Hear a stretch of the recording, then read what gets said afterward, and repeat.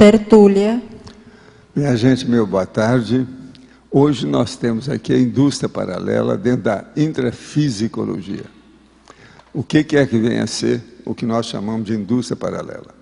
É um imenso conjunto de atividades econômicas com o fim de manipular e explorar matérias-primas, bem como a transformação de recursos e produtos semi-acabados em bens de consumo, no desenvolvimento grupal dentro da SOCIM dedicada ao regime capitalista, de empresa informal, ilegal e irradiante, acima e além dos princípios legais estatuídos, criada e mantida atuante por intermédio de brechas oferecidas pelas próprias leis, usos e costumes. Nós falamos então sobre a propaganda enganosa, o consumismo paroxístico, as piratarias industriais generalizadas, multinacionais, os produtos falsificados, as mistificações despudoradas, os contrabandos rotineiros, os rótulos, o hipermaterialismo, a obsolescência dirigida, as poluições industriais, a banalização da marginalidade na SOCIM, dedicada à impunidade aberta, a ruptura ética nos 3 poderes do Estado. Ontem nós estávamos falando sobre um deles, que é o mais sério, né? Que é o judiciário.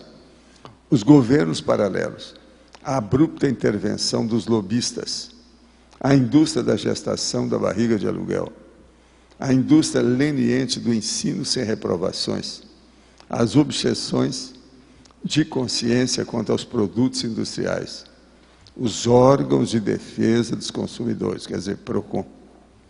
Agora, nós temos aí no verbete uma listagem de exatamente 35 categorias de indústrias paralelas, e no fim nós falamos, a indústria paralela gera a anticosmoética, a contravenção e a marginalidade, e usando a cultura da impunidade, que nós falamos ontem, solapa múltiplos setores da economia formal de qualquer país. Você mantém relação com alguma indústria paralela? Tem algum contato com a pirataria industrial? Alimenta algum problema de consciência nesse contexto? No Brasil, às vezes, é até difícil a pessoa não entrar na pirataria do jeito que está aí. Porque, às vezes, o processo é agressivo em cima da gente. Outra hora, o processo, você está pensando que está arranjando uma coisa toda legal e o negócio é de pirataria. Já faz mais ou menos uns 2 ou 3 meses, eu estava numa rua aqui, central de Foz, quando um rapaz chegou para mim, olhou bem para o meu jeito, por causa da minha barba, o modo que eu ando, virou e falou assim: olha aqui, doutor, pirataria legítima, a melhor que tem. E me oferecendo uma porção de produto no meio da rua. E ele andava com aquilo carregando, ele mesmo. E sem Foz. Igual, veja, isso o tempo todo dado. Lá no Rio, em Ipanema, tinha coisa pirata assim, a mesma coisa. Agora, eu quero dizer que esse verbete é o 1073, tem 5 páginas, 37 logias e 7 máximos.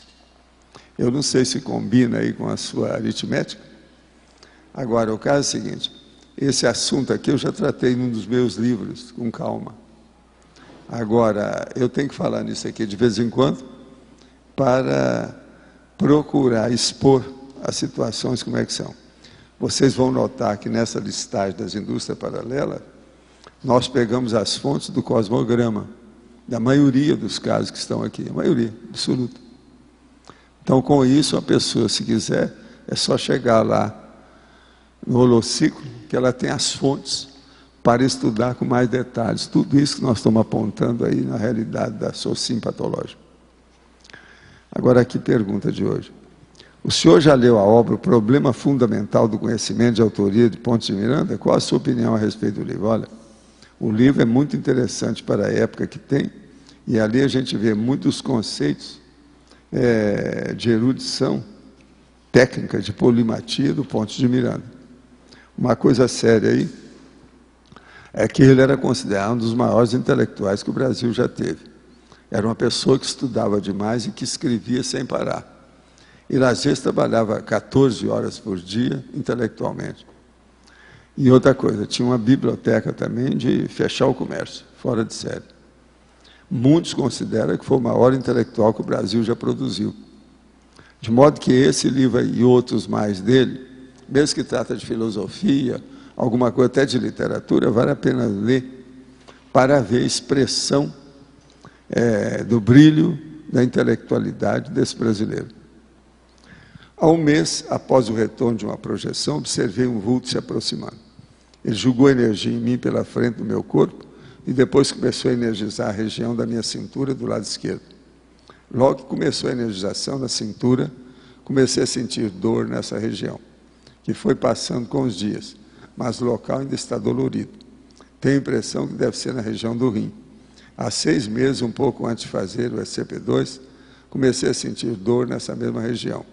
No curso SCP-2, recebi a prescrição de 3 dias, a dor passou. Como saber se é uma energização positiva? Olha, primeira coisa, você tem que fazer aqueles exames aí, que o doutor Predo até é especialista aqui. Tem que ver tudo por dentro, examinar isso tudo, que hoje é só regar com os aparelhinhos, que vê tudo que é que tem, que não tem. Às vezes vai descobrir, igual que descobriram com o nosso amigo aí, que tinha um rim só. Então o negócio hoje, a gente vê tudo por dentro, sem problema, sem precisar de clarividência. Os aparelhos mostram. Você, se ainda não fez, você está atrasado. Deve fazer isso o mais depressa possível, examinar a sua região aí. É o chamado baixo ventre esquerdo. Ver o que tem, né? É o hipocôndrio, é o flanco. Na pensenologia, poderia explicar os nosopensene, a nosopensenidade. Noso quer dizer de doença, de distúrbio, de transtorno, de moléstia, de enfermidade. Então, por exemplo, um pensene doentio. É a qualidade do pensene doentio. Na interdisciplinologia, poderia explicar a conscienciocentologia. Conscienciocentologia, nós chamamos tudo que diz respeito ao processo societário ou da sociedade, o que diz respeito a empresas, organizações ou instituições humanas. Então, o estudo da conscienciocentrologia, que ela está centrada no processo intrafísico, na vida humana, na socinha ainda patológica. Então, isso é que é a conscienciocentrologia. Isso aí é uma das 70 especialidades básicas que nós distribuímos, né, para fazer análise e fazer abordagem. Agora, de modo geral, o que é que vocês têm sobre a indústria paralela? Como é que nós estamos? Aqui no ar. Sim. Por que o tema é neutro? O tema é neutro porque a gente nunca sabe realmente, você vai analisar uma indústria, precisa saber se ela é paralela ou não. Tem que examinar. As indústrias, às vezes, são difíceis de você caracterizar. Há muita coisa escondida. Então, eu estou chamando a atenção para isso. É patológico em tese, mas é preciso de provar que é patológico, preciso de provar que aquilo é paralelo. Entende? Agora, esse é o motivo. O que eu não quero é assacar contra determinadas coisas, ou piorar a pessoa que vai fazer uma abordagem, uma pesquisa, e ela já chegar com aquele pensamento que tudo é negativo, tem que ir com calma, né? Muitas indústrias já foram perseguidas, acusadas, etc., sendo que elas não tinham culpa. Você sabe, a própria processo da mídia, que é o jornalismo, que é o chamado quarto poder, já fizeram cada besteira enorme, inclusive com o problema lá daquela, uma escola, né? Escola base, lá, aquele negócio. Pois é, aquilo tudo, isso é perigoso. Então é necessário fazer mais observação, mais pesquisa, mais investigação das coisas para a gente chegar a uma conclusão mais séria. Agora, em tese, do jeito que eu falo aqui, todo mundo vai entender que o problema é patológico, quando é assim, é marginal. E outra coisa também, essas fontes bibliográficas que eu dou aqui, você está entendendo, nas indústrias, isso é terrível. Tem todas elas aqui, são 35. Uma pessoa vai entender isso aqui sem dúvida alguma. Tem coisa aqui do Arco da Velha, é só ler. E olha, nós temos muito mais material do que isso. Eu coloquei o filé mignon, aquilo que é interessante, porque Nós não podemos aumentar muito o que a gente fala aqui, porque 2 horas de aula não vão dar nem para a pessoa ler direito. Esse é o motivo que tudo meu é sintético, é compactado. Entende?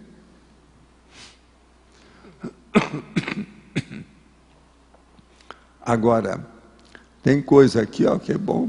Quem não leu ainda meu livro ou qualquer coisa a esse respeito, seria bom ver. A indústria da doença vai dos medicamentos genéricos à exploração aberta dos desvalidos enfermos. Isso não é fácil. A indústria da intervenção nas empresas de ônibus. A indústria da jogatina. Essa então é terrível.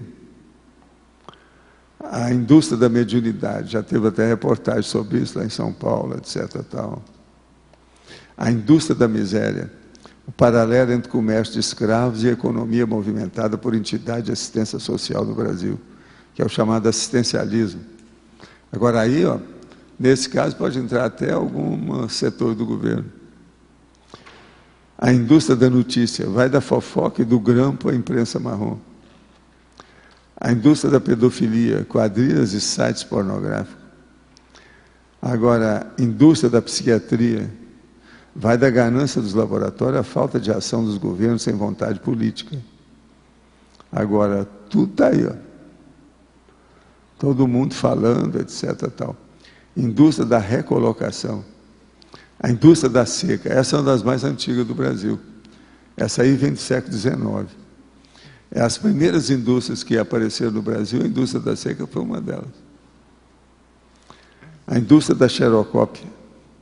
A indústria do boato, que essa aqui parece mais com aquela indústria da notícia lá em cima. A indústria do casamento. Essa então, hoje, casar hoje é uma das coisas mais difíceis que tem. Está caríssimo. Todo mundo que casa hoje é porque é abonado, né? Casar, que eu estou falando assim, aparecendo. A indústria do cigarro pirata, essa é terrível.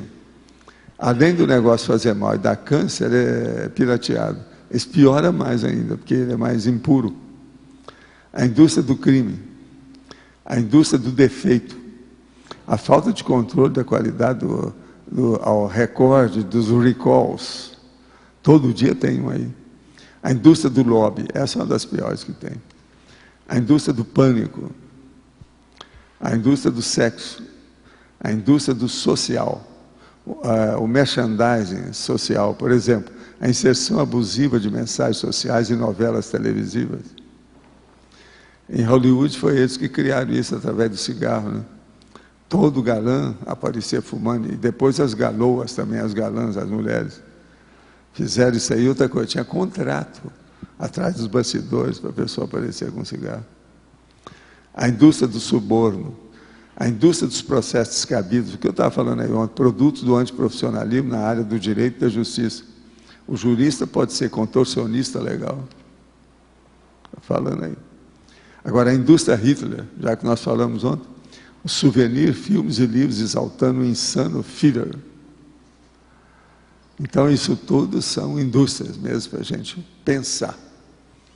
É a socim patológica que nós vivemos, o grande hospitalão que a gente vive.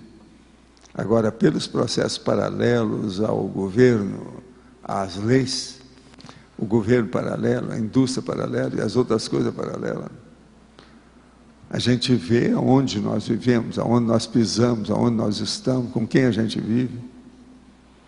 E eu considero isso sério. Agora, essas coisas existem, na questão da pirataria, por exemplo, é devido à legislação aqui, a lei do menor esforço. Não é só o problema de ser mais barato, não. É porque a pessoa tem menos problema.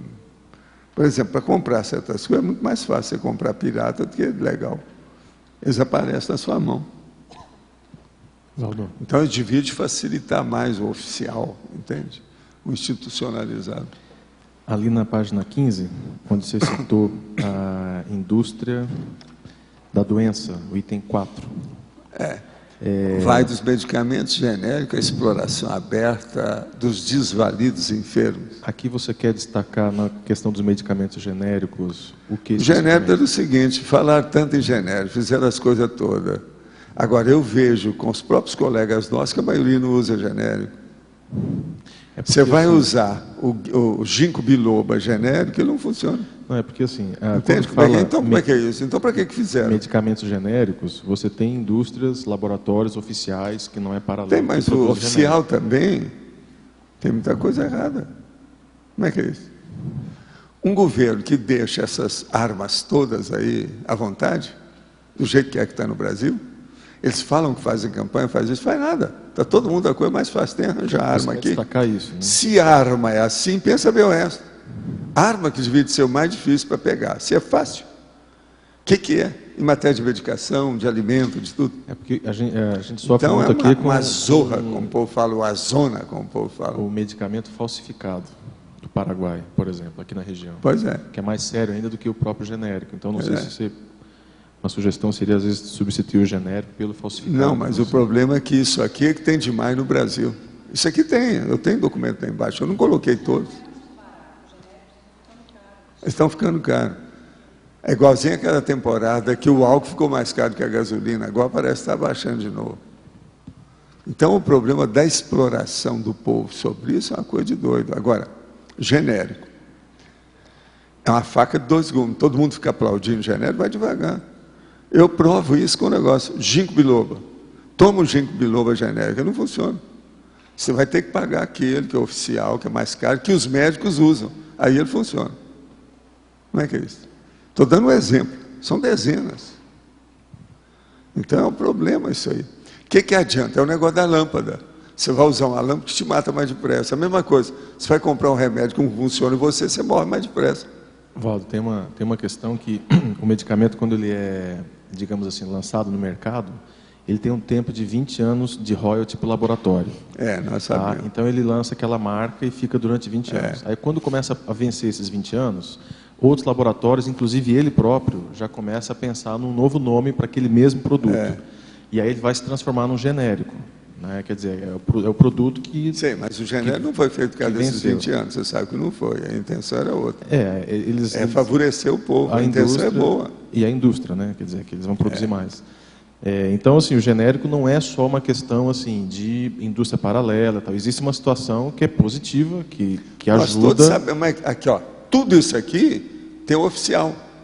O paralelo é o marginal. Eu estou falando do marginal. Você está falando do paralelo. Tudo aqui tem. A indústria da notícia. Nós precisamos da mídia. Tem jornal muito bom, tem jornalista ótimo. Mas existe a indústria da notícia. Marrom. Vai da fofoca e do grão para a imprensa marrom. Aqui em Foz mesmo nós temos imprensa marrom. Não é que é isso? O meu problema é chamar a atenção para acabar com essa ingenuidade do povo, que vê uma coisa e na mesma hora endeusa aquilo e vai para o buraco. Outra coisa, todos esses pacos, o processo do conto do vigário, isso aqui, ó, é dentro da área do conto do vigário, que eu já escrevi também sobre isso. O SUS tem uma situação que já desconfiaram dos medicamentos genéricos de dentro do SUS, tipo o captopril, o propranolol, que muitos hipertensos simplesmente não tinham efeito nenhum com os medicamentos. É o que eu estou te falando, você mesmo já viu isso. Agora, ó, Eduardo, você é médico igual eu. Eu aprendi, como dentista, sabe, antes de fazer medicina, que a gente sempre tem que seguir a farmacologia que os farmacólogos ou farmacologistas usam. Então, por exemplo, a maioria de tudo que eu uso é porque os meus colegas médicos daquela especialidade, eles usam neles. Ou usam no filho, na filha, aí eu uso. Isso, ó, eu aprendi isso em 1950, não é fácil, né? E eu estou certo. É a coisa mais lógica. No Brasil, junto com todo o jeitinho, lei de Gerson e marginalidades, isso é a coisa mais séria que tem. Agora, eu quero ver, a hora que o médico tira não, eu estou aqui, Valdo, estou tomando, veja aqui o que eu estou tomando. Aí eu vejo, ele pôr na boca, engoliu. Esse eu sigo. Está entendendo? O médico que eu confio. Agora, era assim. E o ideal em medicina é você seguir aqueles professores caturras de medicina, os mais bravos. O que o senhor toma, hein? Qual remédio o senhor toma? Você sabe que eu fazia pesquisa disso, vocês ficavam tiririca comigo. Eu queria saber tudo. Não, eu não falo seu nome, eu só quero saber, eu quero uma orientação para mim. Então. Agora, com isso, a gente evita entrar nos vioques da vida, entende? Nesses processos todos que tem aí, que não é fácil. Né? Fala. Não. Eu observei aqui que os medicamentos genéricos são inclusive mais caros que em outros países. Por exemplo, na Espanha, os medicamentos genéricos são mais acessíveis e qualquer tipo de medicamento é muito mais barato. O pior é que aqui eles são caros e ainda são falsificados. E aí me Tem faz esse aspecto sério aí da história. Aí me faz lembrar, Michael Moore fez filme, vários filmes que ele sempre denunciou as indústrias da guerra, do pânico, a indústria inclusive da saúde pública, e ele faz uma comparação entre alguns países da Europa, por exemplo, na França, que você tem que pagar o mesmo preço para qualquer medicamento. Da igual que seja, ou seja, uma pessoa com uma doença paga o mesmo preço que outra, com outra doença diferente. Então, se vê como a evolução de alguns países que você quase não tem que pagar nada e que o serviço da saúde é gratuita. Então, eu queria saber, você viu algum filme já de Michael Moore sobre, por exemplo, Fahrenheit 9/11, Psycho, que é Psycho, que você já viu esses filmes e você conhece o diretor Michael Moore, porque ele faz uma denúncia muito grande sobre as indústrias e a mim me parece que ele tem uma estrutura para denunciar todo isso nos Estados Unidos e ele ainda é capaz de mostrar para o resto do mundo tudo o que está acontecendo lá. Agora, tem uma série de filmes contra a indústria, daquilo que eles abusaram, de tudo quanto é jeito. Filme tem um monte de coisa sobre isso, entende? Há muita coisa nesse sentido. Principalmente as indústrias de irradiação ou de intoxicação. Isso aí tem uma série de filmes sobre esse assunto. E outra coisa, a maioria desses filmes são baseados em fatos reais. Tudo aquilo aconteceu. Não, mas mesmo. ele faz documentais sobre o assunto, expõe a realidade, por exemplo, o sistema de saúde dos Estados Unidos. Agora, as melhores Canadá, coisas que tem é quando aparecem os documentários com as entrevistas das personalidades diretas. Isso que é melhor a gente ver. Muito embora tenha que dar desconto nisso tudo, porque nunca se sabe qual é o interesse, como é que é. Tem que deixar passar uma temporada para a gente avaliar, né, com o tempo, o que é que aconteceu. Agora, é sempre necessário ter crítica às coisas, porque senão nós estamos perdidos. Sem crítica nada funciona. É necessário para melhorar tudo. Não é isso? Pode falar. Professor, eu gostaria de saber o que o senhor quis dizer com a ruptura ética nos 3 poderes do Estado. Está na fatologia, na terceira linha de baixo para cima. A ruptura ética nos 3 poderes do Estado. A ruptura ética nos 3 poderes do Estado. É o que acontece no Brasil. Os 3 poderes nossos estão furados. Ontem eu falei aqui, por exemplo, sobre o problema que é o mais sério deles, que é onde que se preserva a ética moral, que é o Poder Judiciário. O Brasil está furado. Eu trouxe um jornal mostrando isso ontem. A partir disso, quando o juiz lá não funciona e vai para a cadeia, o que é que tem? Não tem mais lei. O Poder Legislativo, por exemplo, olha o que já aconteceu. Né? Outra coisa, você viu falar no mensalão, né? QD, qual o resultado desse mensalão? QD. Então, veja, como é que fica isso? Então, eu queria dar uma O sugestão. Brasil é assim. Então, aquele negócio da lei de Gerson, aquele negócio, tudo ficou pequeno. A situação marginal hoje do Brasil é muito pior. É porque na hora que eu li, eu achei que a ruptura era ética. Aí eu não estava entendendo. Então, seria a ruptura da ética, né? A ruptura da ética. A ruptura eles não têm. Porque eu li a ruptura ética, eu achei que a ética... São os 3 poderes que têm uma ruptura. Tá. Você está entendendo? Agora, o caminho disso é a anarquia, a anomia, a desordem, a guerra civil. Nunca se sabe o que vai acontecer no Brasil. E agora o pior, estão se unindo aqui no Brasil, o governo com outras coisas, com esses outros países da América Latina. Na América Latina tem alguns piores do que o Brasil, né? Olha a Venezuela. Então a gente não sabe também para onde vai isso. Do ponto de vista político e a marginalidade política da história. Bom, Vamos aguardar e pôr bastante energia positiva, né? Que tem gente, pelo menos, que está com boa intenção. Vamos ver quem é que melhora. Oswaldo, aqui. Quando você colocou assim, né, a temática da indústria paralela, na página 14 você coloca que o laboratoriologia seria a pensenologia. Qual a relação da pensenologia, esse laboratório, para indicar, para entender o laboratório conscienciológico da pensenologia? Por quê? A turma de laboratório, todo mundo que mexe com remédio, devia ir para o laboratório da pensenologia. Todo mundo que mexe com remédio. Olha, na minha vida, mexendo com o processo da saúde, desde o meu curso de ginásio, que eu comecei a trabalhar numa policlínica, o problema de medicamento, para mim, foi uma das coisas mais explosivas do ponto de vista da máfia. A máfia de medicamento do Brasil é uma coisa absurda. Ainda não se escreveu o livro do que é que os médicos são comprados através de medicamentos do laboratório. Isso ainda não foi escrito no Brasil. Isso já foi combatido na Europa, nos Estados Unidos, em diversos lugares. Do Brasil também alguém já falou. Tem uma série até de livros de colegas nossos que escreveram sobre esse assunto.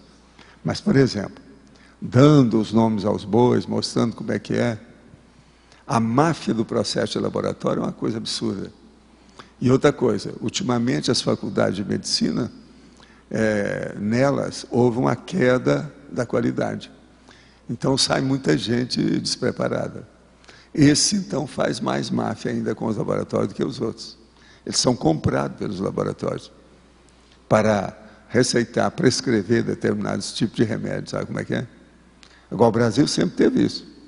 Mas, atualmente, eu não sei, porque eu não tenho clínica hoje, mas o que a gente nota pela imprensa é que está pior do que era. Agora, não aparece, eles são muito assim. Por exemplo, um representante de laboratório são das pessoas como vendedores dos mais técnicos que existem entre todos os vendedores do Brasil. E você sabe, matéria de indústria e comércio, a coisa mais séria, o capital humano mais correto, mais oportuno e maior de todos é o vendedor. Agora, o representante de laboratório é muita gente marginal que mexe com isso. Pergunta para a maioria dos médicos até hoje, as cantadas que se recebem, tudo quanto é lado que tem. Entende?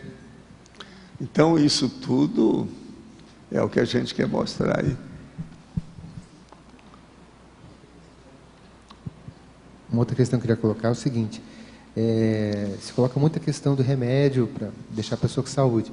Se, no caso da nutrição e a atividade física é um remédio natural, ou seja, o que leva a pessoa a ter um problema de saúde, os profissionais dessa área estão contra esse fluxo todo, certo? Essas coisas todas tem. A gente é o seguinte, um profissional de qualquer área, dentro da área da saúde, em qualquer setor ou departamento, ele tem que ver o que é que querem fazer o suborno em cima dele, a corrupção. O que é que querem me comprar? É isso que você tem que estar de olho, para você não se acumpliciar com as coisas erradas.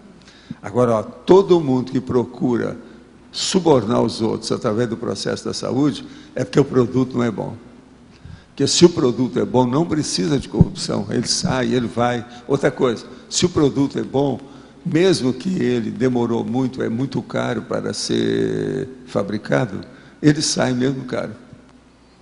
O negócio, se funciona, a coisa vai. É isso que o povo não entende, tem dificuldade. E é isso também que eu falo.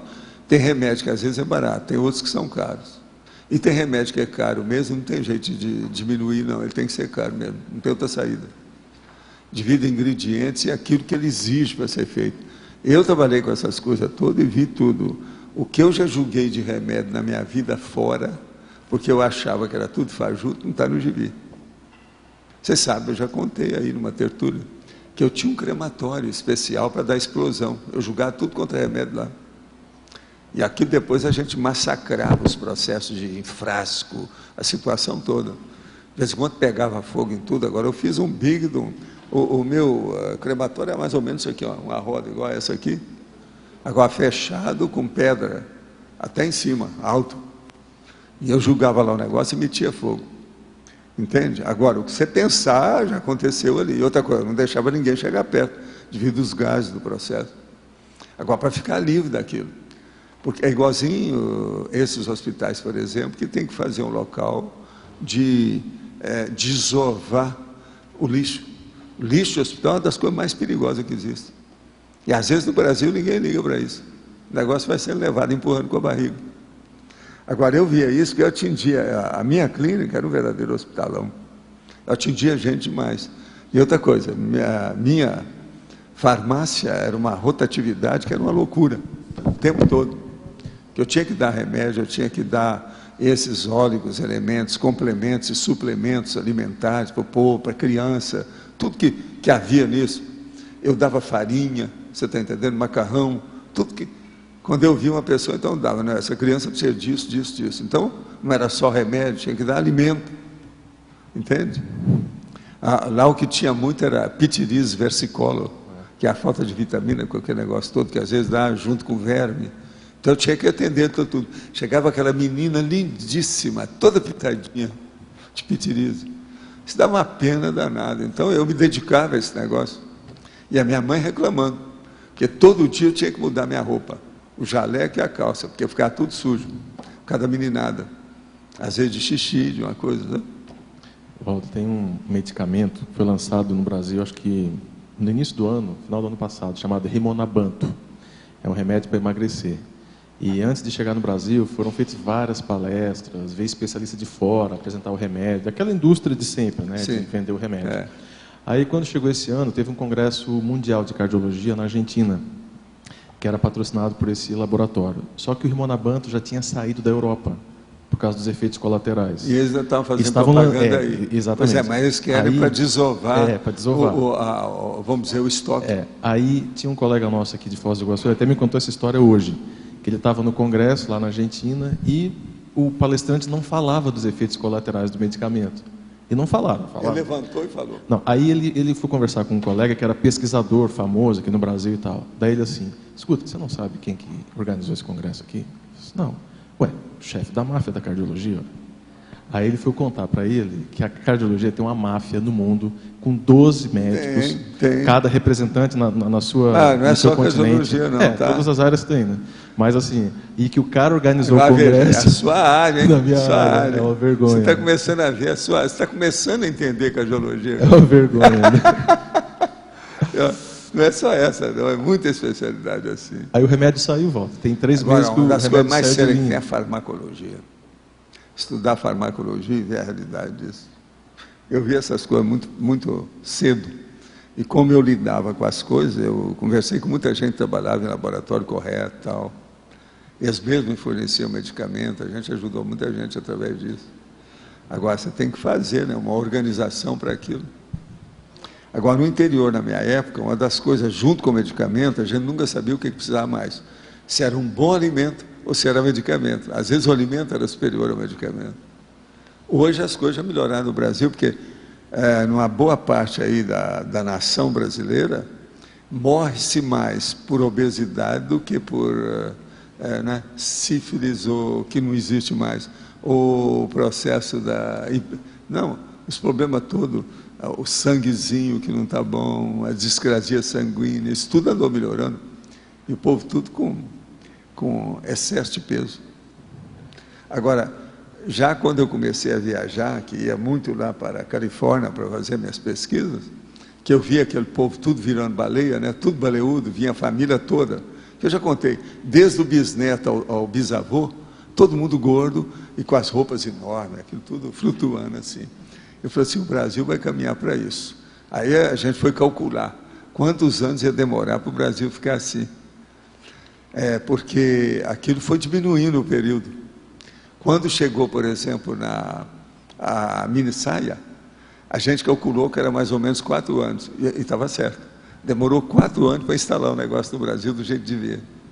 Toda a indústria da mini saia, entende?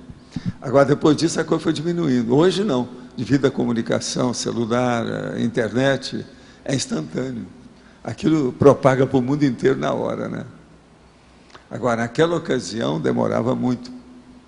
É tanto que o Brasil demorou a engordar. Quer dizer, demorou a ficar obeso. O Brasil hoje é Brasilão, né? Era Brasilzinho. Ele virou Brasilão. Entendeu? Devido à gordura, o excesso. Agora, eu ficava simplesmente abismado, né? As primeiras vezes que eu fui na Disneylândia, não existia Disney World naquela ocasião, era só Disneylândia. Eu ficava na porta do portão principal vendo o povo que entrava. Aquilo começou a me perturbar, de olhar tanta gente gorda, mas ninguém vai falar com esse povo. Agora, depois houve a reação do governo. Teve um dos presidentes, que é aquele que depois foi eleito lá, o melhorzinho deles aí, que ele era considerado ingênuo.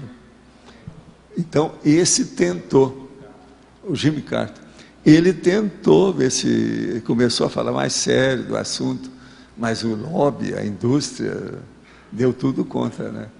Porque o processo de alimento, a coisa séria, agora o povo cada vez mais. E outra coisa, as roupas também começaram a ficar diferentes. Você está entendendo? Nas apresentações nos Estados Unidos. Então começou a aparecer muito dessas roupas, tudo aberta. Está entendendo? Grandão. É como se a pessoa, o homem, tivesse grávido, aquele negócio. Tudo para mascarar o problema. Agora, você sabe que havia já uma moda, né? A moda Godet, sobre essas coisas. Então eu falei assim, olha, perturbaram até a moda, porque o negócio agora é o flutuante. Então, antes da pessoa chegar, a camisa dela chegava meia hora antes, porque o negócio estava balançando, o vento levando, assim. Agora, é duro a hora que eu via do bisneto ao bisavô.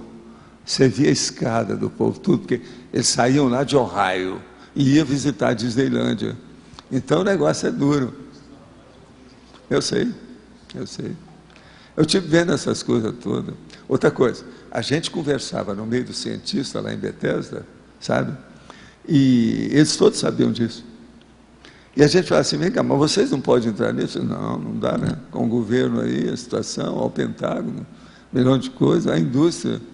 Outra coisa, tem a associação do rifle. Agora eu falei assim, mas por que a associação do rifle? Não, eles defendem as armas. Sim, mas defendem as armas. Mas você sabe para que serve a arma? Aí perguntava, quer dizer, ninguém sabe o que eles faziam com isso. Você está entendendo o que é? Agora, gente, aqui outra pergunta. A indústria da psiquiatria é intimamente relacionada com a indústria farmacêutica.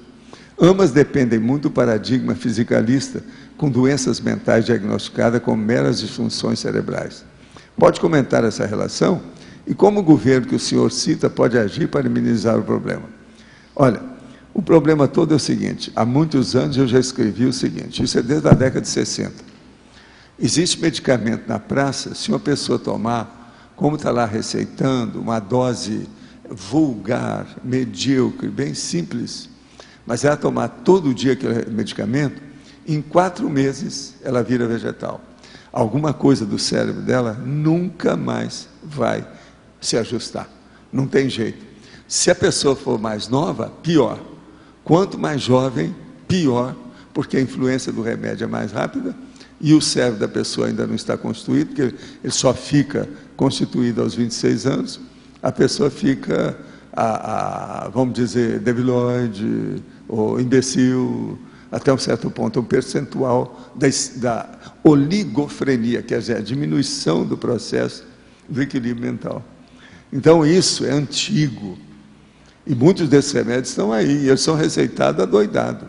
Agora, tem até médico que acha que está fazendo um grande serviço com isso. Então, por exemplo, receitar Ritalina. Eles viram que o negócio estava ficando excessivo nos Estados Unidos. Receita Ritalina para a criança, por exemplo, que é hiperativa. Melhora, de um lado, temporariamente, ela vira um vegetal, fica quieta. Mas, em compensação, nunca mais vai ser normal. Entende? Então, ele que era excitadão vai virar um bobo. Ele vai ficar atenuado dentro do processo. A Ritalina faz isso. Agora, hoje eles estão usando Ritalina para uma série de condições. Todos esses medicamentos, que são verdadeiras, vamos dizer, cacetada na cabeça, geralmente sai bem e ele usa muito tempo. Até aquilo criar uma opção de morte, aí eles tiram o negócio. Mas a Ritalina é uma faca de 2 gumes também. Eu não sou contra a Ritalina, eu sou contra o processo do uso, o modo de fazer. Agora, existe outros, né? A Ritalina a gente está falando, porque nós estamos falando o que é que tem lá dentro. Tem outros aí que a gente não pode estar falando, porque é o nome comercial. Mas eu cheguei a citar, coloquei até as, vamos dizer, iniciais dos nomes, eu publiquei isso até em livro. Agora, isso tudo está provado, a gente vê, a situação é essa. Agora, como o governo que o senhor cita pode agir para minimizar o problema? Primeiro, o judiciário tem que acabar com a impunidade.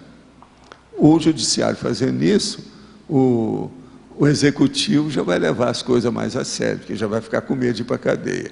Começa a diminuir a corrupção, vai começar a melhorar. Agora, eu digo para vocês, quando é que isso vai acontecer no Brasil? Quantos anos, quantas décadas nós vamos precisar para melhorar isso? Então, até lá, a gente tem que fazer a nossa patrulha pessoal, familiar, doméstica. Ficar de olho em tudo que você come, tudo que você bebe, aonde você vai, e ver os aparelhos e medicamentos e alimentos o tempo todo, não tem jeito.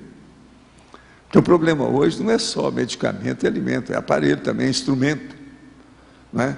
Todos esses processos também. É muita coisa fajuta que tem por aí.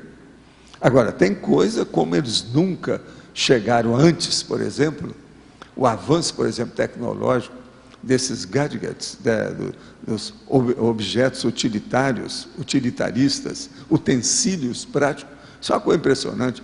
É só olhar na televisão, lá aquelas propagandas que eles estão fazendo hoje.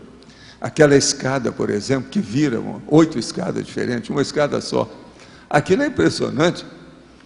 Eu estava olhando aquilo várias vezes para ver como é que é. Me deu vontade de comprar a escada só para entender quais são as conexões que eles andaram fazendo, que é perfeito.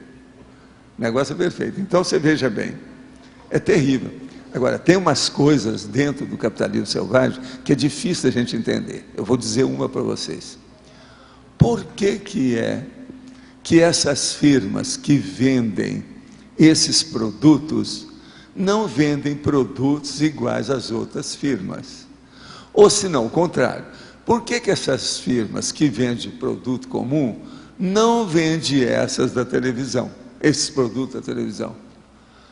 Onde é que está o macete? Onde é que está o roubo? Só pode ter um roubo nisso. Vocês estão entendendo? Então, a hora que aumenta aquilo ali, então todos esses da televisão devem ser mais caros do que eles merecem. Eles estão com sobrepreço. Essa é a primeira hipótese que a gente tem para significar isso. Eu não estou falando aqui com a firma e nem o telefone, porque todos vocês já estão cansados de saber isso. É só ligar lá num comercial qualquer, de vários canais, que vai aparecer. Aparece o homem da escada, aparece não sei o quê, aparece aquilo. Outra coisa, a barriga da mulher, as coxas delas, faz questão de mostrar sempre a mulher meia pelada, para chamar a atenção. Isso tem tudo. O aparelho que faz isso, o aparelho que faz aquilo. Então, agora, outra coisa. Essas firmas hoje já têm especializado. Eu fui a Belo Horizonte e vi uma delas, fui lá para ver. Fui ver tudo, a Graça também foi ver, para ver, tem todos esses aparelhos da televisão estão lá, entendeu? Alguns para demonstração, o negócio todo. Agora, esse que eu estou falando é o mais comum da televisão atualmente no Brasil, o que aparece mais. Isso que eu estou falando que eu vi em Belo Horizonte. Aqui em Foz, ao que me consta, ainda não tem dessas firmas. Eles ainda não fizeram nada. O shopping, por exemplo, não tem. Agora, veja, eu vi a firma lá, 2 vezes nós passamos para ver uma livraria, então eu olhei 2 dias diferentes. Toda vez que eu olhei, estava cheio de gente, ninguém estava comprando nada. Deve ser os preços, né? Porque o negócio da televisão, para pagar aqueles anúncios da televisão, o negócio deve ficar mais caro, né? Por que é que você vai comprar uma cafeteira que não aparece na televisão? Ela é bem mais barata. Não faz propaganda, não tem nada, sei lá o que é isso. Mas o que você queria falar aí? Você estava falando a questão da intoxicação também, aquela questão do wireless, né? Que ninguém fala muito sobre isso. Agora, com a questão de acesso à internet, a gente não sabe que problema pode dar isso, né? O problema da informática, a maioria de tudo isso aí faz mal. Por exemplo, uma das coisas que mais fazia mal, agora estão começando a melhorar. É o processo do ecrã, daí, aquele que treme assim, ó, que você fica olhando aquilo lá, faz mal para o processo oftalmológico. Eu acho que agora também eles não estão usando mais isso, não, e o povo deixou, porque houve muita reclamação internacional sobre o assunto. Isso é perigoso. Agora aqui, o que o professor pensa sobre a ONU? Daria para dizer que se enquadra na condição de indústria da paz? Olha, a ONU foi uma coisa que é um sonho de consumo de todo mundo que pensa e tem boa intenção. Isso começou com as Ligas das Nações e foi feito aí a ONU.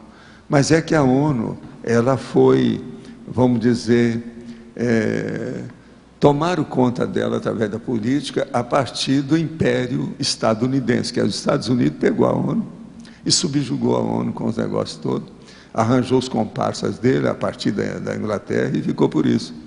Então a ONU, ela não tem força, ela não tem expressão, precisava de ter. Agora, para isso é o que a gente vive falando, precisava da ONU, a sede da ONU sair de New York, para ficar num campo neutro, onde os Estados Unidos não tivesse tanta interferência. Agora, vocês vão falar, o problema todo é por causa do dinheiro, o capitalismo selvagem, os Estados Unidos estão na frente. Vamos ver agora se com essa crise, se essa crise vai trazer algum bem para a gente, para diminuir esse nível do império americano, que isso tudo então vai favorecer para o Conselho de Segurança da ONU funcionar, porque isso tudo é uma balela, tudo isso é tapiação. Ali dentro está cheio de boneco de ventríloco. Quer dizer, só fala. Ainda ontem eu vi na televisão, o Conselho de Segurança se reuniu, algumas horas depois eles chegaram à conclusão que não tem jeito, sem saída.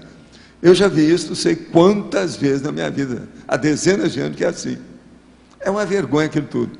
Outra coisa, aparece lá a Condoleezza Rice, foi lá para fazer não sei o quê, questão favorável à paz. Tudo conversa fiada, não tem nada disso, ninguém está fazendo esforço para nada. E o Bush atrás, quer dizer, o verdadeiro mega assediador dominando o negócio, tudo jeito.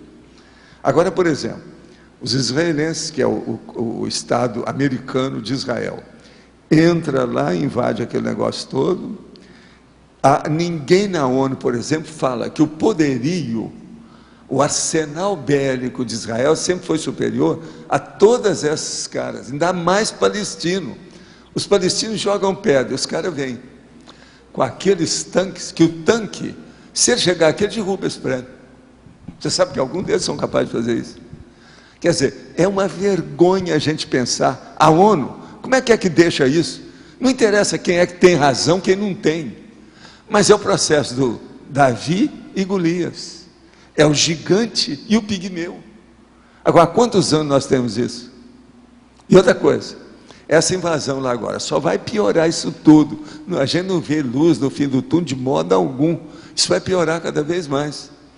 Agora veja, o poderio, os jornais trazem, mostram aquilo, mas ninguém fala mal. Só mostra e deixa, mas não tira conclusão nenhuma. Não, ainda ontem eu vi um jornal assim. E só os comentários também, né? Porque os palestinos pediram trégua. E aí o Israel vira e fala que não, eles vão ter a lição que merecem. Eles precisam de uma lição que merecem. Não, agora, teve um cara que fez um erro, você sabe, né? Ele errou, né? Anteontem, né? Ele foi falar uma coisa aqui. Esse problema da invasão israelense da Palestina, lá da faixa de Gaza, que isso aí é mais para a defesa deles. Agora veja, uma invasão, você vai defender, aí o cara voltou atrás, não foi isso bem que eu quis dizer. Saiu ontem a retratação, ele falando. Não, agora, Walter. É uma vergonha. Agora, veja, isso aí, Freud explica. Você sabe que é o lapsus linguae. Isso aí é o lapsus linguae. O cara está pensando aquilo, mas tinha que falar outra coisa. Mas ele acabou falando o que ele estava pensando, quer dizer, aí ele erra. Agora, hoje deu na Globo News, falando que Israel proibiu dos observadores internacionais de acompanhar. Sempre eles fazem isso. Mas não dão argumento. Olha lá daquele Catila. Nem os jornalistas colocam, mas por quê? Aquele massacre, aquele negócio que acabaram com tudo, eles não deixaram ninguém entrar. Não deixaram. Da outra vez. Se eles mataram tivessem todo mundo, dizimaram o negócio todo. Agora, o pior da história, vocês sabem que a Palestina lá não tem saída, né? Do jeito que está aí, não tem saída. Isso aí vão matar muito de um lado do outro, os foguetes Katyusha vão entrar lá mais ainda. Por quê? Há muito mais reprodução dos palestinos do que dos israelenses. A população está aumentando cada vez mais. Naquela fritada de ovos, de um lado e do outro, tem mais ou menos 5 milhões de pessoas. Agora, vai aumentar muito. Cada ano que passar, vai aumentar mais palestinos. É lógico que sempre assim, mata 1000 palestinos e 50 israelenses. Mas mesmo assim a diferença é mínima, o negócio aumenta. A população vai aumentar. Até agora parece que já tem mais de 500 palestinos que morreram. Agora, de Israel, alguns. Parece que morreu um soldado da invasão. Quer dizer, é uma vergonha, né? Como é que a ONU deixa isso, os outros países estão deixando isso? Isso aí é aquilo que estavam falando há muitos anos comigo. Então me perguntaram, Valdo, se você tivesse na liderança de uma nação dessa, eu falei assim, eu ia usar o desespero.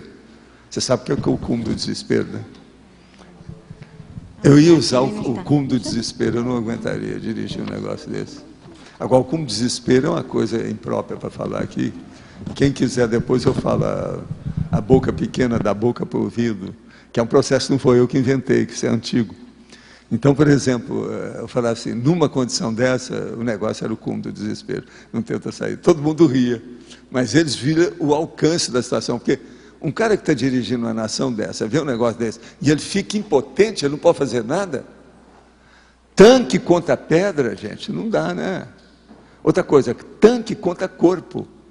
São os corpos, porque eles põem bomba no corpo e viram homem-bomba. Foi assim que eles criaram os homens-bomba. Por quê? Não tem infraestrutura técnica. Então vocês vejam, a indústria pior que tem é a indústria belicista. E a pior coisa que tem são esses países assim que têm arranjar muito dinheiro para se defender. E aqueles países pobres que estão ali. Agora isso chega nesse ponto que você não vê saída. Por exemplo, pega nos jornais e olha na televisão, olha as mídias todas. Ninguém dá uma solução para o Oriente Médio. Agora veja, aquela guerra dos 30 anos já era, eles estão com mais de 30 anos, daqui a pouco é a guerra dos 100 anos. Eu estou falando isso já há alguns anos, o negócio continua do mesmo jeito. E morrendo mais gente, morrendo mais gente, morrendo mais gente. Valdo, qual que você acha que seria a solução ali? A solução é os Estados Unidos criar vergonha na cara, principalmente o Pentágono, e começar a articular as coisas sem querer fazer guerra e sem fazer armas. O negócio todo é isso, é dignidade, está faltando é isso. E vontade política de ajudar a humanidade. Ninguém quer. Está todo mundo puxando o braço para a sua sardinha, para a sua etnia, para o seu racismo, milhões de coisas. Outra coisa, você não acha, por exemplo, que isso que eu estou falando aí desde ontem, mas que eu já venho falando há alguns anos, Israel é Estado dos Estados Unidos? Por que eles não admitem isso? O que é que o povo não fala? Agora, você sabe o que é que o povo não fala, né? Tem a CIA. Não é todo mundo que vai falando as coisas. Vai lá nos Estados Unidos e conversa em certos lugares. Todo mundo fala baixinho. O negócio, democracia. Para combater a síndrome da mediocrização pessoal e esclarecer quanto a isso na clínica psicológica. Olha, o problema todo é o seguinte, a mediocrização, a pessoa começa a melhorar através da leitura. Faça com que ela fique leiturofílica, ela gostar de ler. E ela começar a ler coisas mesmo que sejam superficiais, até ela se habituar com a leitura. Vai chegar um ponto que ela vai ler materiais, fontes e, vamos dizer, trabalhos que são mais positivos e mais profundos. Isso começa a tirar a pessoa da mediocrização. A mediocridade existe por falta de leitura, estudo, educação. Se melhorar o processo da educação, fazendo a reeducação, a pessoa sai da mediocridade. É assim que a gente tem que falar. Eu, por exemplo, eu quero dizer para vocês o seguinte, no meu consultório lá, que era o consultório popular, e que tinha lá meu nome, médico, clínica gratuita, uma das coisas que eu dava junto com remédio, com alimento, eram livros. Eu dava livro para criança, eu dava livro para adulto, e não era nada dos meus livros, não, nada de estar querendo doutrinar os outros, não. Era livro para esclarecer, para criar o hábito da leitura nessas pessoas, para melhorar a educação. A hora que eu via que o povo era muito, igual aquela que eu conto, a história da menina linda que chegou, e a mãe, muito impressionada com a menina, pequenininha ali, 4 anos, e ela chega para mim, eu falo assim, mas o que é? Ela está tão bonita, a menininha sentada na minha frente, tudo, está tão bonita, tão cheia de vida, qual o problema? Eu falo assim, doutor, está muda, doutor, e pegou e batia nela, está muda, assim, não está muda, como é que é o nome dela? Então eu dei o nome, eu conversei, a menina começou a falar, não está muda, não é isso, doutor, ela está muda, está o estame grandão, veja a barriga dela. Eu falei assim, isso é verme. Então, veja, essas pessoas sabem de ler. Está muda, quer dizer, estômago grandão. Você está entendendo? Criou barrigão. Tem vários nomes para isso. Panção. Ela está pançuda, que é o nome. Ela chega e fala que está muda. Fala assim, ela está calada, não fala nada. Isso sou eu bobeando lá, sem saber. Então, essas pessoas, eu dava livro para criança, dava livro para adulto, entende? Livro fácil para a pessoa ler. Então, veja, isso tudo é para acabar com esse negócio da mediocrização. Agora aqui, com toda essa balbúrdia em torno de medicamentos e automedicação, por que não utilizar mais a homeopatia? O que falta a homeopatia para aumentar seu uso? Olha aqui, eu usei a homeopatia durante muitos anos e eu até recomendo a homeopatia. Dentro das terapias alternativas, é uma das 100 que existe, essa aí é uma das 5 que funciona. Mas existe uma coisa. Quem mexe com homeopatia, vai ter, por exemplo, em casa, aparece uma menina, ou a mulher, ou um filho, e você vai examinar e ver que está com a pneumonia dupla. Você vai dar remédio homeopático para essa pessoa? Hein? Sua consciência vai permitir isso? Não dá, né? Então a homeopatia serve para algumas coisas, mas não serve para tudo. Eu dava para processo, por exemplo, de pele, certas coisas que eu via que funcionava. E outra coisa, você tem que estudar demais todos os sintomas da pessoa. A homeopatia, ela exige muito mais conhecimento que a medicina alopática. Agora, o povo é que não sabe disso. Devido ao problema de quê? De saber pontualmente, com raio laser, o que é que tem um medicamento melhor de acordo com aqueles sintomas e sensações, as deficiências da pessoa. Cada um é de um jeito. E outra coisa, nada de colocar uma bomba atômica, matar mosquito com bomba atômica, com opção de remédio, tudo junto. Não, tem que ser remédio por remédio em cima do lance ali, ó, com raio laser, pontual. Isso aí o povo tem dificuldade para isso. Agora, é isso.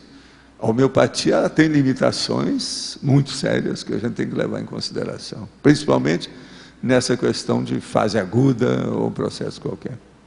Agora aqui, indústria Hitler. Há muito tempo verifico nas livrarias que o personagem que gera mais livro hoje em dia, o Hitler, Stalin começa a aparecer, mas ainda está abaixo do Führer. Qual o fundamento disso, além da vendagem maior de livros? Olha, no Brasil, acho que você está errado. Em alguns lugares, o que vende mais é porque não tem mais material. É o Che Guevara. O problema todo é fantasias da esquerda e o povo que quer fazer rebelião. Principalmente os jovens que querem ser rebeldes, mostrar que são os tais, que são machões, que têm muita testosterona. Bobagem. Coisa de infantilidade, incompetência e, vamos dizer, inexperiência. Agora aqui. Hoje em dia, a depressão virou moda. O que o senhor diz a respeito da indústria farmacêutica para o tratamento? Seria melhor o tratamento consciencial ou mesmo psicológico? Não, eu acho que tem que usar os 3. Depende o que a pessoa tem e o nível de depressão que tem. Há processo de depressão, pode chegar ao suicídio. Isso tudo, às vezes, precisa mesmo da indústria farmacêutica, o negócio é sério, não é assim não. Tem que examinar. A depressão, há depressões e depressões. Cada caso é um caso, tem que examinar e ver aquele surto, como é que está, desde quando veio, como é que está. O problema todo, às vezes começa por uma coisa à toa, e aquilo vai se firmando, e a coisa piora. Outra coisa, com a idade, às vezes, a tendência da maioria das doenças, principalmente aquelas que são psíquicas, é de piorar mais. Aquilo intensifica, potencializa para o pior, fica mais patológico. Então, isso também tem que examinar, o processo da idade, né? É sério. Você quer falar? Oi. Você falou que tinha 3 desejos no ano, que era ter um ufexista operosa, um desperto interassistencial, um completista com alguma coisa. Por que você botou esses adjetivos? Adjetivo em quê? Em cada um deles. Ufexista ou operosa? Por que operosa? Por que desperto interassistencial? Tem desperto que ele é desassediado, mas não faz aquilo que ele podia fazer. Tá, mas é por isso que eu estou te perguntando. Por que você escolheu exatamente Porque eu estou pondo aquilo que é o correto, o melhor. Uma pessoa que é autoconsciente dos dons que ela tem, daquilo que ela alcançou. Você sabe, uma pessoa ela pode ter muito potencial aí, mas ela não usa. Ela é teórica, ela não aplica, ela não ajuda os outros através disso. Agora, todos esses nossos processos visam assistência. A assistência visa a nossa evolução. Uma pessoa, por exemplo, só escrever livro e ficar só nisso, você acha que ela está certa? Ela está meio certa. Eu já escrevi sobre esse negócio de meio certo e meio errado. Já trouxe até verbete aqui sobre isso. Então, veja, uma pessoa pode escrever muito bonito, uma beleza, mas só fica na escrita, tem alguma coisa errada. Então, nós temos que levar para a parte teática, teoria e prática, teoria e a vivência. Então, na hora que eu adjetivo, é para chamar atenção para esse aspecto. Você não acha que é lógico? E por que esse ofexista operoso? O que é? Por quê? Ofexista operoso. Operoso, sim. Porque ele pode ter um ofiex, mas, por exemplo, ele às vezes tem problema no processo da família, a saúde dele não está boa, ele não está muito válido. Então, aquele serviço da ofiex dele caiu, já está numa certa decadência, ele está quase no ostracismo dentro do problema. Eu estou falando daquele que está moço, cheio de vida, ativo, você está entendendo? Militante, operoso, entende? Esse é que é. Eu quero chamar a atenção para isso. Agora veja, uma pessoa que entrar nessa operosidade mais cedo, enquanto está naquele ápice de bonança da própria saúde, ele vai viver mais tempo nessa condição. Quanto mais a pessoa trabalha dentro desse processo, mais ela se mantém. Que é o problema a função faz o órgão, mantém o órgão ativo. Então, do ponto de vista extrafísico, junto com os aparadores, isso é o melhor negócio que a gente faz. Então, é começar cedo para durar muito tempo. Eu, com o Chico, a gente examinava isso tudo. Eu cheguei para ele, quando eu cheguei, já tinha me falado aquilo e eu já tinha exibido mensagem. Ele me falou a mesma coisa que vários já tinham dado mensagem para ele. Que a maioria dos médicos chegava num ponto e morria mais cedo. Principalmente os médicos de efeito físico. Agora o Chico virou para mim e falou assim, você é médico de efeito físico, você é ectoplasta. Você tem que ter cuidado com isso, senão você vai morrer mais cedo. Agora, quais são as providências que você já tomou até agora? Naquela ocasião eu tinha 20 e poucos anos, hein? Eu já estava me falando isso. Quais são as providências que você já tomou para você viver mais tempo? Entende? Então eu comecei a falar, velho, eu estou sabendo disso, recebi uma mensagem. Eu mesmo fui atrás de mensagem que eu tinha recebido para mostrar para ele. Você ainda não tinha tido infarto? Isso foi antes. O infarto foi com 28 anos. Eu conheci o Chico, eu tinha 23. Agora, o que se passa? Mas eu já trabalhava, naquela ocasião que eu conheci, eu já era workaholic. Eu era muito disposto dentro da situação. Magro, alto e sardento, e disposto. Você está entendendo? Era um problemão. E outra coisa, dominando já a energia, sem medo de nada. Então era um negócio. Agora, o negócio que me pegou foi a hora que eu levei o Chico, porque aí a gente incorporou aquela comunidade toda que havia. Vinha gente de Goiás, de Mato Grosso, de Minas, de tudo quanto é lugar lá, nas nossas distribuições, é aquilo que a gente fazia. E eu queria manter os 20 departamentos do Centro da Consciência Contínua, que eu criei, junto com os nossos amigos, mas que tudo era ideia da minha cabeça, junto com os aparadores. Eu queria manter aquilo tudo, vamos dizer, ativo, né? Dinâmico. A gente atingia aí 16 mil pessoas, de 3 em 3 meses, dando isso que o governo dá hoje aí, tipo Bolsa Família, aqueles negócios de Bolsa de Natal, esse troço todo tem aí. Agora, isso nós temos tudo, tem documento disso, tem fotografia, tudo que tiraram, era muita gente. Agora, eu comandava aquele negócio todo com um monte de gente, 20 departamentos. Nós tínhamos uma editora, nós tínhamos uma livraria, a livraria no centro da cidade eu criei, aonde ninguém esperava que tivesse, eu fui lá, arranjei uma beleza de livraria, todos os móveis adequados, redondos, bonitos, para chamar atenção para os livros. E isso lá junto do principal hotel que tem lá, bem na, sabe, a principal avenida. Agora, isso tudo, então, Era um embalo aquela situação. Eu estava no embalo do trabalho. Você está entendendo? Antes de começar o negócio com o Chico, eu já tinha pertencido a um monte de instituições, ajudando tudo quanto era jeito, porque eu comecei muito cedo. Mas eu nunca tinha criado a nossa, aquela que a gente tinha ideia para colocar, independente de todas as outras. E foi um sucesso. A comunhão espírita cristã está lá até hoje, né? Já tem mais de 50 anos. A turma esteve lá e viu lá com a turma toda. Outra coisa, mesmo como centro espírita, lá é fora de série. A sessão de desobsessão lá não é uma vez por semana, é 2. Isso é raro em centro espírita. Agora, tem tudo lá, estão funcionando, ajudam muita gente, tem um monte de coisa. Eu não sei exatamente se os 20 departamentos estão funcionando, mas a maioria estão. A maioria desses 20. Os 20 eu criei porque já era dentro do nosso plano de organização. Agora, então, eu digo para você, agora com 76, daqui a pouco eu estou com 77 anos, eu consegui, né? Eu já posso dizer que eu cheguei lá. Agora, eu sei o trabalho que dá isso, não é fácil. Outra coisa, todos aqueles médios de efeito físico que eu vi, tudo morreu com menos idade que essa que eu tenho. Agora o Chico falou assim, eu nunca encontrei ninguém. Agora eu falei para o Chico, você não tem esse processo do ectoplasta do jeito que ele tem, mas você vai viver mais do que seu pai ou igual ao seu pai. Ele morreu com 92 anos. Mas agora, psicografia é uma coisa, efeito físico é outra, né? Não é fácil. A abordagem extrafísica da baratrosfera é muito mais acessível, ela é aberta. A gente tem que saber. Veja bem, eu estou com 76 anos, mas eu trabalho com processo de energia todo dia. Todo dia. Agora, outra coisa. Atualmente, eu já sei discriminar as coisas com calma. Por exemplo, ontem eu vi uma pessoa.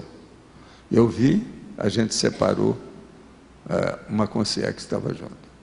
Depois, essa noite, eu trabalhei com a consciência. Hoje, a pessoa apareceu de novo. Já estava melhor. Entende?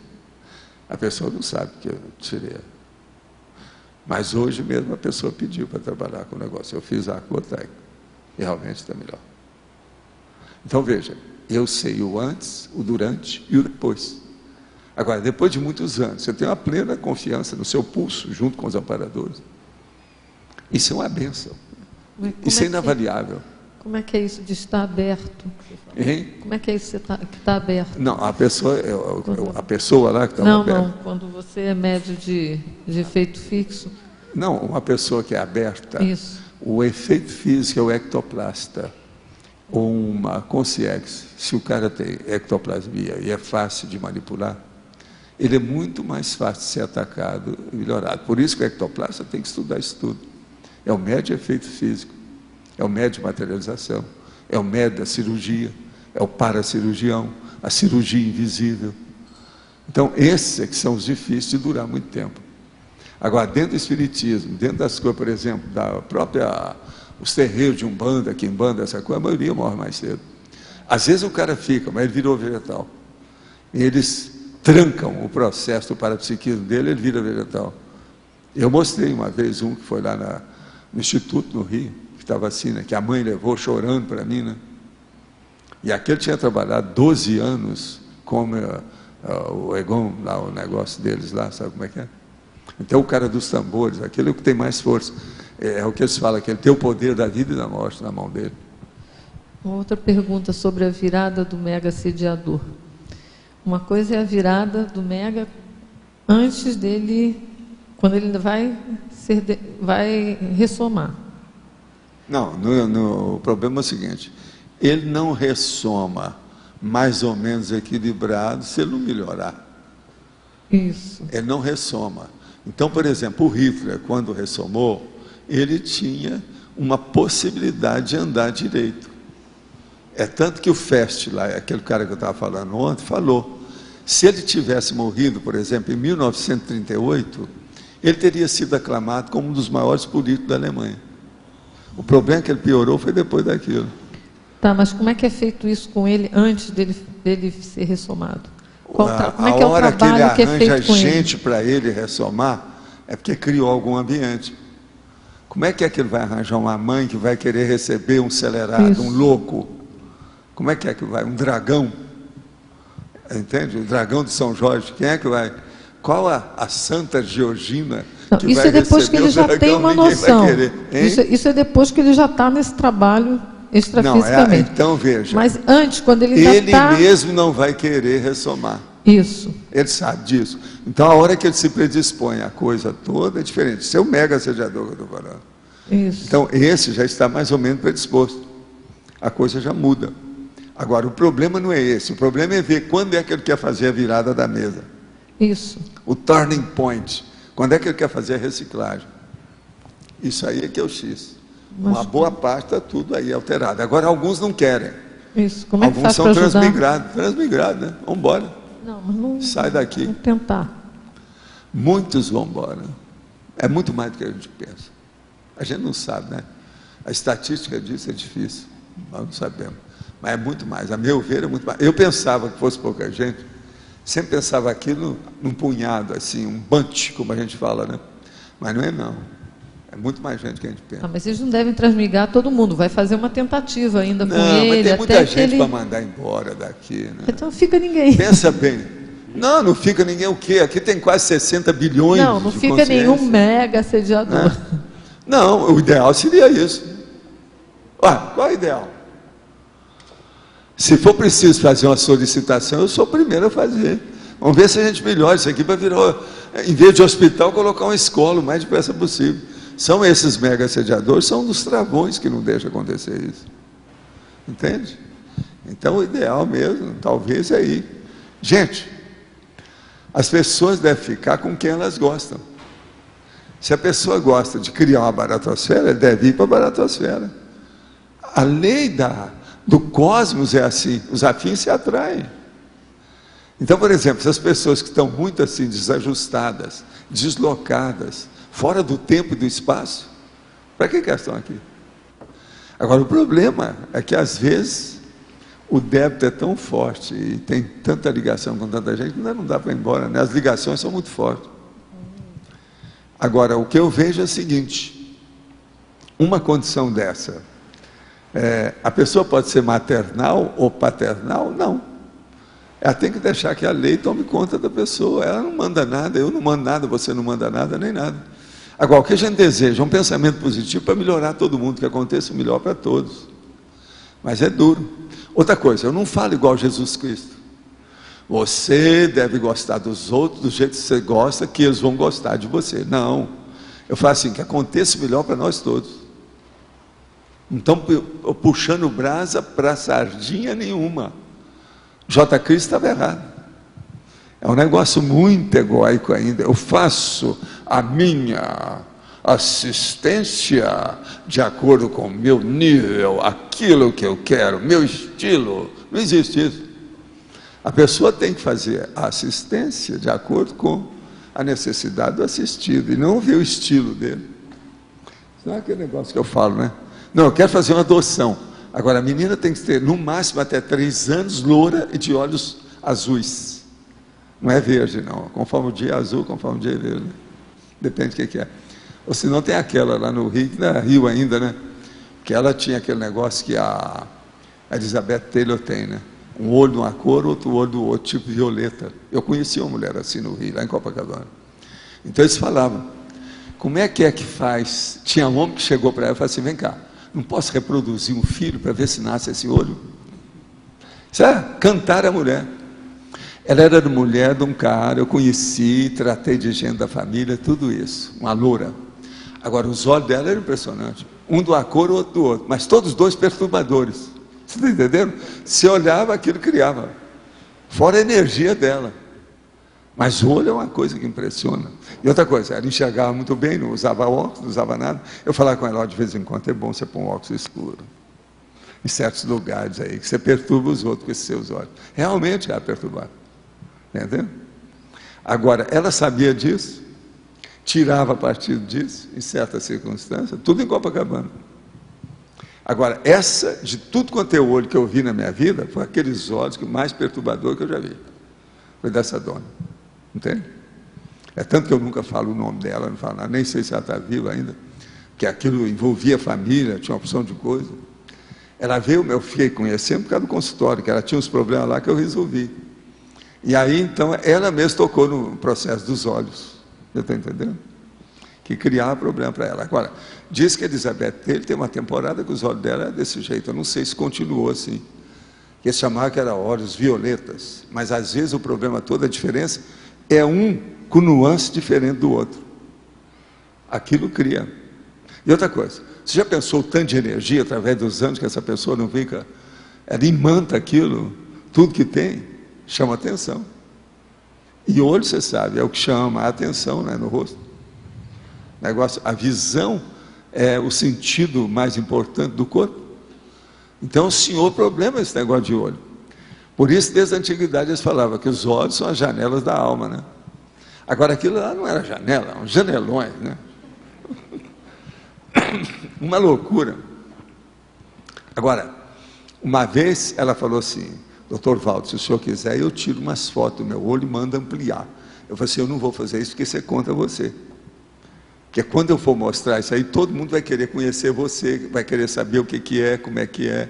Isso vai envolver você, não é bom, sua vida aí, você com esses filhos todos.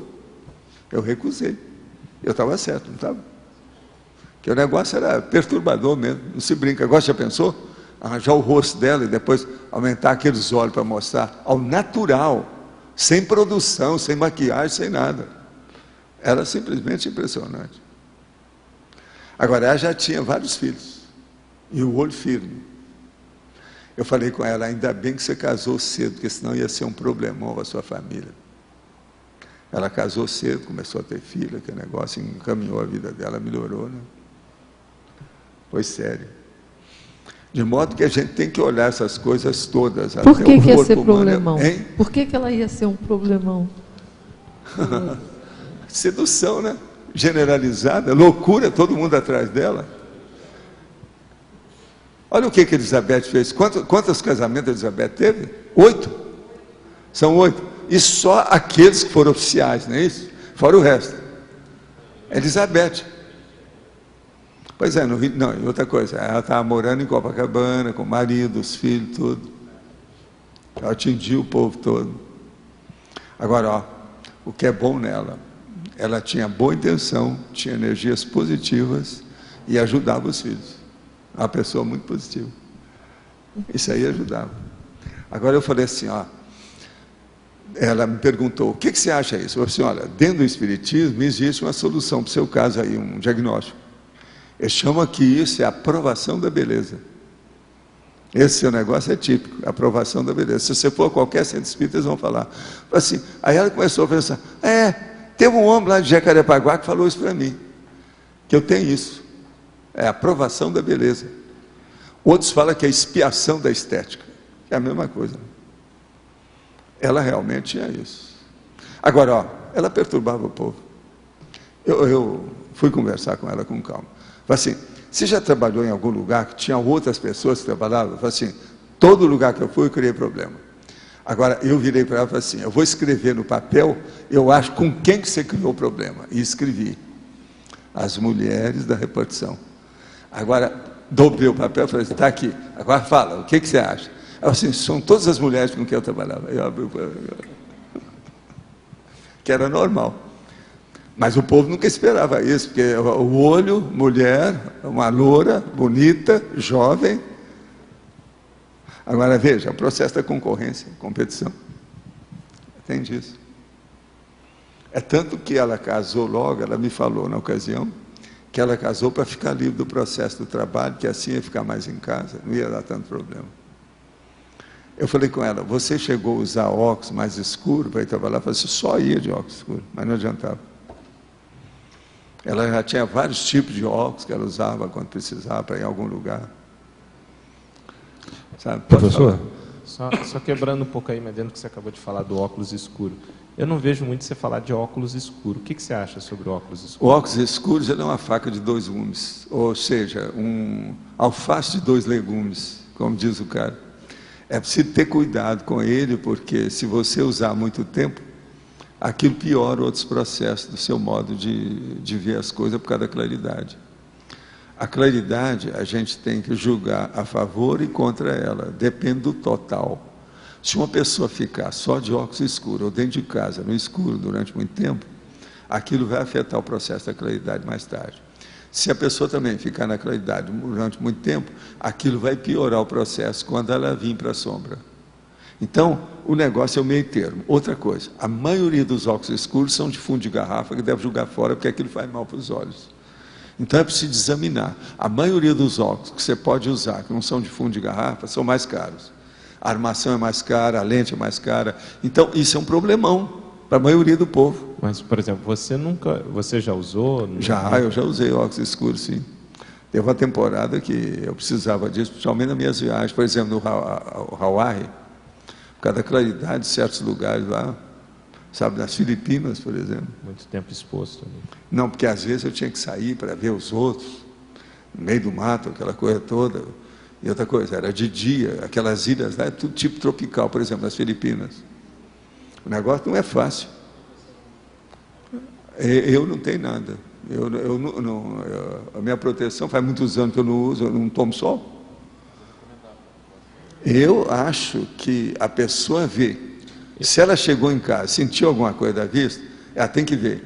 Há um processo de claridade ou obscurecimento, quer dizer, a penumbra. O que houve? Se tiver, é bom tomar atitude, porque pode caminhar para isso. Eu, particularmente, não me tem um negócio da meiose, você sabe o que é, né? Expandir o processo da íris. Isso aí é que é o sério. A maioria não entende nem isso, nem sabe que isso existe. É a menina do olho, como o povo fala. Eu falo assim, cuidado da sua menina do olho. Ela engorda ou emagrece. Se tem cuidado com isso. Entende? Agora, no interior, eu já falei para vocês, lá em casa mesmo, no quintal, havia plantação de beladona. As donas chegavam e começavam a cheirar a beladona, aí dava meiose, os olhos ficavam mais bonitos, então elas iam para o baile. Isso era comum. Eu vi isso demais. Eu era adolescente, e as moças todas iam lá em casa para ver. Tinha um pé de beladona, que tinha lá, quando foi feito no cemitério. Eu, para mim, plantar aquela beladona numa tumba, como lá tinha sido cemitério, ficou, o negócio cresceu, depois apareceu a beladona. Pois é, por isso que é o beladona, o nome é esse. Agora, é impressionante, você faz assim, cheira lá, daí a pouco você olha o olho da pessoa, aquilo é automático, a meiose, o negócio amplia, e os olhos realmente ficam muito mais expressivos, né? Mais bonito o negócio. Se a pessoa tem energia, aquilo começa a sair chispa, né? Entende? Que é o Superman, a hora que ele tira o óculos e olha aquilo lá, é o beladona. Professor, sim. Por favor, aqui no ar, por favor. Sim. Dentro da ectoplastia, o senhor falou sobre o seu caso de ectoplasta. Qual a condição principal, comparando com outros ectoplastas, seja Zé Rigó, Eusápia e outros, que fizeram com que, enfim, esse que morresse mais cedo? Exatamente. Eles abusaram. Eu não abuso. Tudo meu é pensado. Tudo meu. Eu já falei, eu tenho calculismo cosmoético. Minha vida é essa. Por exemplo, escuta, o Cavalcante, eu falei para ele as coisas, que ele devia de moderar, não devia de entrar na política. Morreu assassinado na faca, um funcionário dele, um ex-funcionário. Edson Cavalcante. Agora veja, Arigó, eu falei com o Chico Xavier presente. Na minha condição de médico, esse povo me escutava demais no movimento espírita. Eles sabiam da minha vida, as coisas todas que eu estava fazendo, sabia da minha clínica gratuita, todo mundo já me conhecia. O Arigó conhecia. O Arigó queria fazer uma cidade comigo. Eu ia governar o processo todo lá. Então nós íamos fazer um hospital, uma escola, centro espírita, um monte de coisa assim para atender criança, tudo, creche. A ideia era essa. Agora eu virei para o Chico e falei assim, olha, eu não posso aceitar nada disso e vou falar para ele aqui claramente. Ele vai morrer mais cedo do que eu, e do jeito que ele está aí, você pode marcar. Ele vai morrer logo. Ele não fica aqui muito tempo. Aí o Chico, Valdo, insiste com ele, insiste. Eu insisti várias vezes depois disso. Agora, foi algum tempo depois, ele morreu na estrada, do jeito que eu tinha falado. Eu e o Chico fomos lá, numa das viagens, nós fomos encontrar com ele, porque eu gostava muito dele, e o Chico também. E outra coisa, ele já tinha atingido muitos amigos meus com processo ocular, e melhoraram na hora. Então eu ia lá, ele sabia de tudo isso, já me conhecia, eu conhecia a agenda familiar. Para vocês terem uma ideia, depois que ele morreu, um irmão dele trabalhou comigo durante muito tempo na empresa que eu estava. Muito tempo. Agora, então, o que é que se passa na história? Quando nós fomos lá nessa viagem, que foi a última que eu encontrei com ele, nós estávamos lá e fomos atrás dele, assim, ele saiu com a caminhonete. Daí a pouco nós vimos aquela caminhonete assim, chegou, era ele, chegou, bateu a porta e foi lá. Oh, mas que beleza ver vocês. Isso era o jeito dele. Agora, ele tinha hipertensão.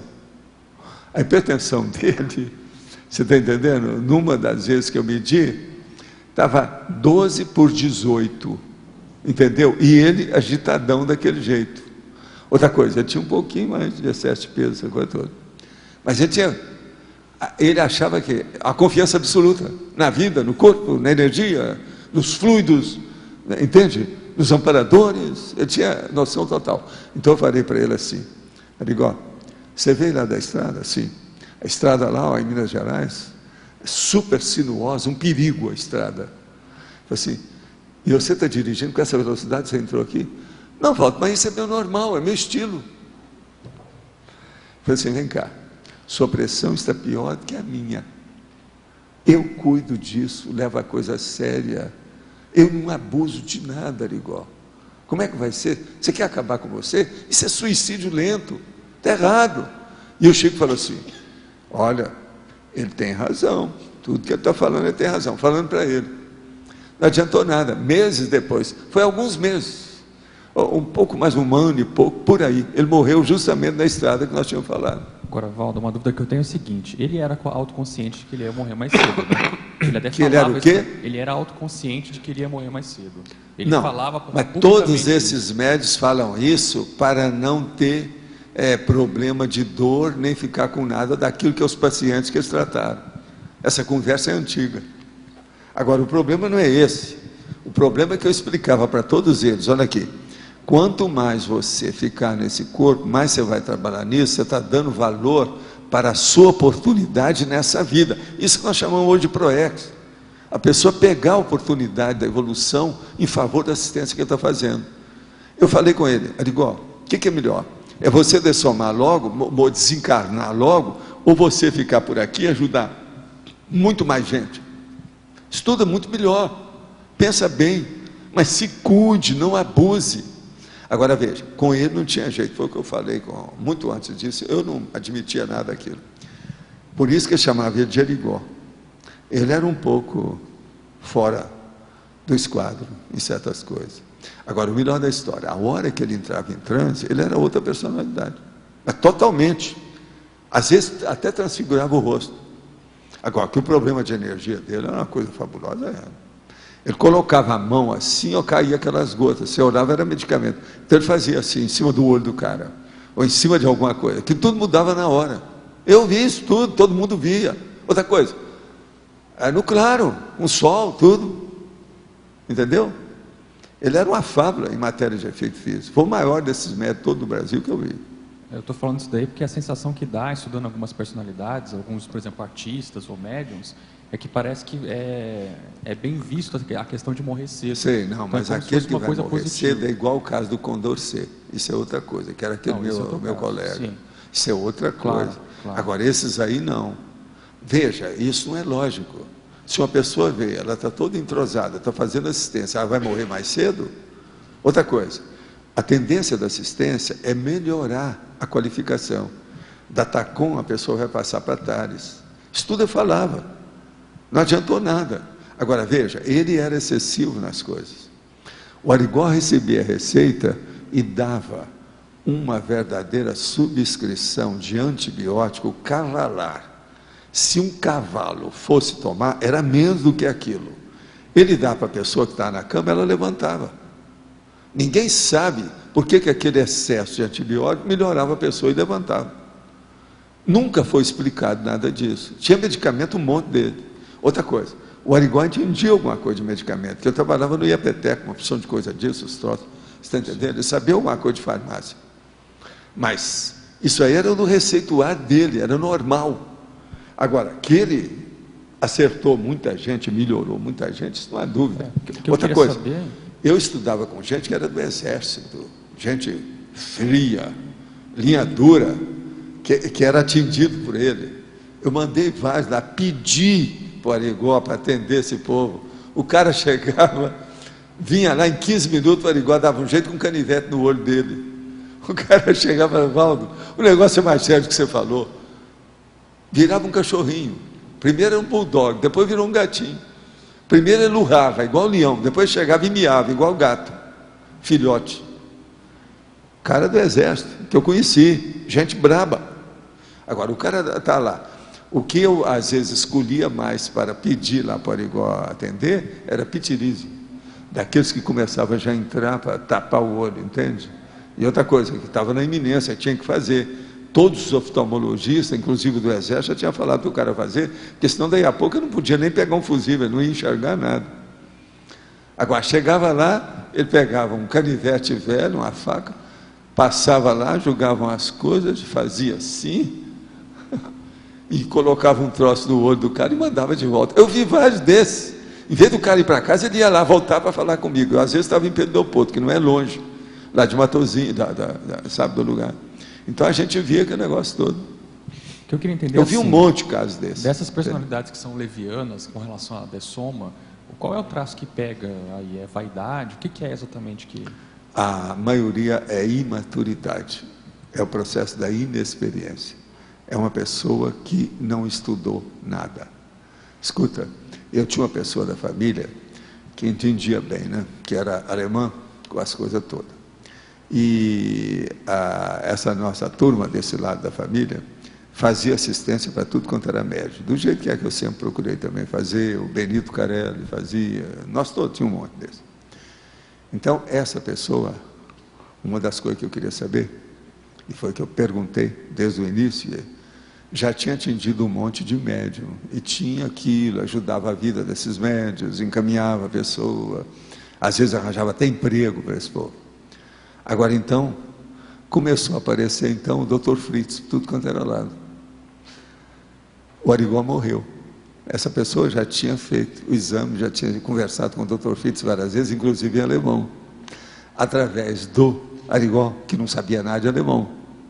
Agora, veja, depois apareceu aquele monte de médium que aparecia com o Dr. Fritz. Essa pessoa jamais conseguiu encontrar o Dr. Fritz, que comunicava através do Arigó. Agora, eu vi o negócio antes do Arigó morrer e falei tudo para a pessoa para fazer a pesquisa, caladinho. Você sabe quem é que eu estou falando? É a pessoa de inteira confiança nossa. Agora falou assim, não, médio igual aquele eu nunca vi. Agora, ó, a gente atendeu um monte, só de São Paulo tinha uns 5 que eram atendidos, maioria homem, está entendendo? Tudo de efeito físico, essas coisas todas. Agora, todos os Dr. Fritz que apareceram, que ela pesquisou, não tinha nenhum que era o Dr. Fritz. Agora, quando ela foi ver, desde a primeira vez, foi falar com o Dr. Fritz, ele começou a falar com ela em alemão, só os dois. E ele, o Arigó mexendo lá nos negócios, e ele falando com ela. Sabe o que é? Um canivete e tudo na mão.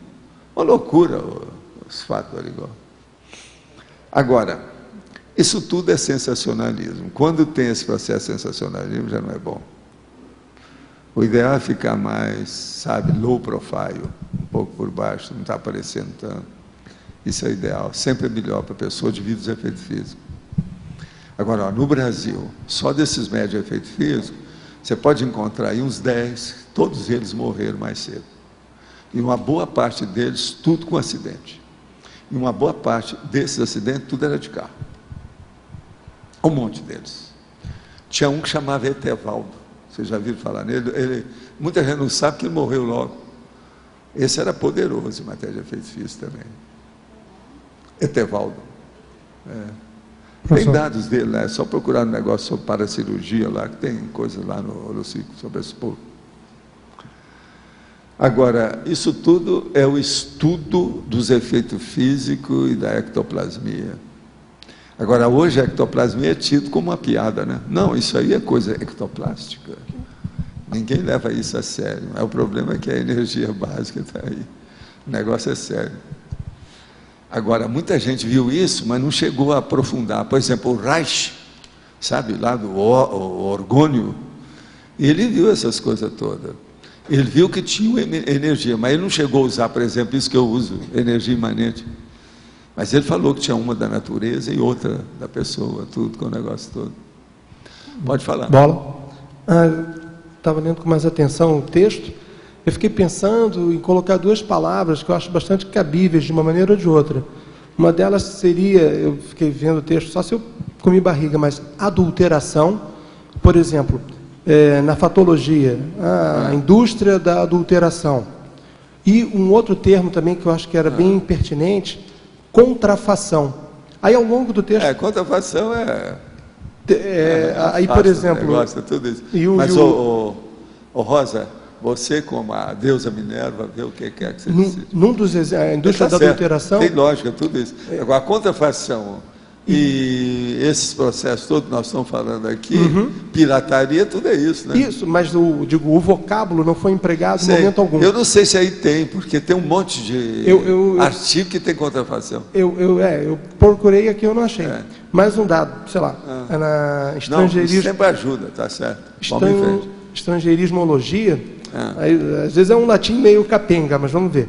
O aurea mediocritas, ou mediocrite, também, às vezes eu avanço a letra aí, mas animus ludibriandi. Tipo assim, né? Esse animus ludibriandi vale a pena. Agora o aureus, não tanto, porque esse aí... Mas o animus ludibriandi é muita outra coisa, muito mais adequada. É aqui bem a intenção da pessoa. Aqui é fraco. E particularmente, quando o senhor coloca a questão do álcool, a venda, no outro termo, né?